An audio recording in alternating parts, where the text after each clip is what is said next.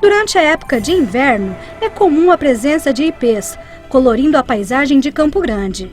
Não é à toa que a cidade leva a fama da capital dos ipês. Diferente de muitas plantas que desabrocham na primavera, a árvore precisa de tempo seco para florescer. Há várias espécies do ipê, sendo rosa, roxo, branco e amarelo, como explica o biólogo Ademir Kleber Morbeck. Em Campo Grande a gente tem uma diversidade muito grande de ipês.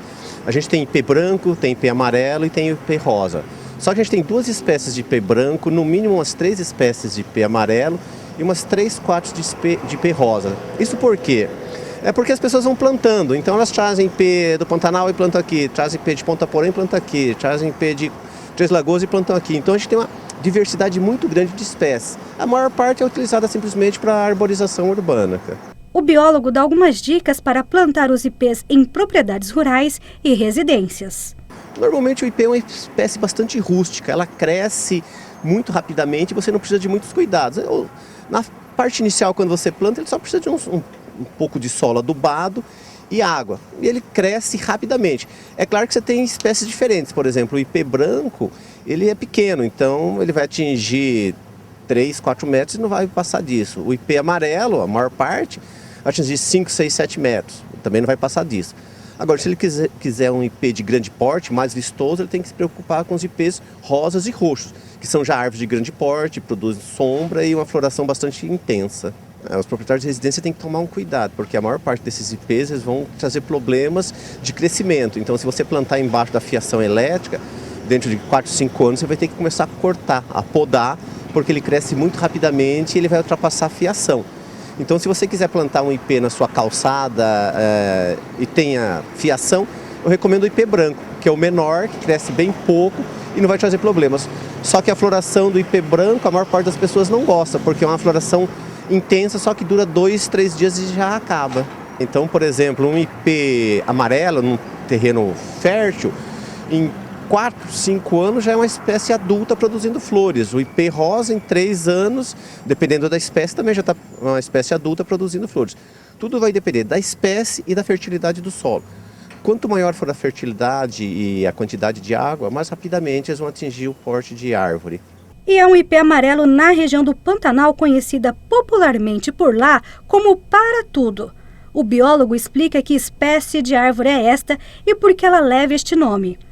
Ele também fala de uma outra curiosidade, o uso das flores em receitas. O para-tudo é uma espécie de ipê amarelo, né? Ele tem uma floração bastante intensa que, por um acaso, ainda vai começar, que é no período de setembro. E o pantaneiro chama de para-tudo porque tem uma série de utilizações na medicina, além de ser utilizado como madeira para vigas, caipos, ou seja, na construção de residências. Mas normalmente o pantaneiro fala que a casca é muito bom para vermes, para algumas doenças do sistema digestivo, para alguns problemas de tosse. Mas a maior parte não é comprovada ainda cientificamente essas afirmações.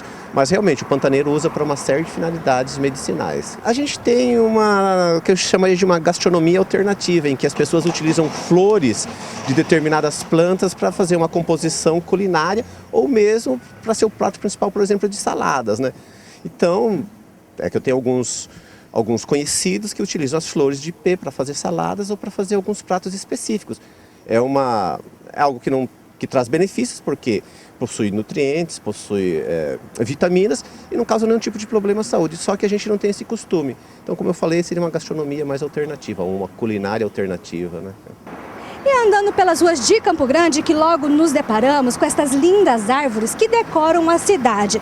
Os ipês brancos, amarelos e rosa, cada um flora em uma determinada época. E assim as flores vão ornando a capital. Como eu falei, a gente tem várias espécies. Então, por exemplo, aqui no estado, a gente tem fevereiro, março, que tem a floração de uma espécie de ipê branco. Aí, depois, lá por junho, julho, algumas espécies de ipê amarelo florescem. Aí, julho, agosto, ipê rosa, mas também outras espécies de ipê branco e algumas espécies de ipê amarelo. E depois, em algumas regiões do estado, como por exemplo no Pantanal, em setembro a gente tem a floração do ipê do para-tudo, que é o ipê amarelo. E no Pantanal também tem algumas regiões que por novembro tem floração de algumas espécies de ipê rosa. Então a gente tem uma distribuição bastante diferente. Algumas espécies perdem toda a folhagem, uma estratégia que facilita a dispersão das sementes. Quando o ciclo encerra, é hora dos frutos, que parecem vagens guardando sementes. Você cata as sementes no chão logo após elas caírem, pode colocar numa garrafa PET cortada, né, e perfurada embaixo, com solo com humus e solo arenoso, e você molha que dali a 2, 3 dias você já está com umas plântulas bem bonitas. Como eu falei, a germinação é extremamente rápida e o crescimento também muito rápido.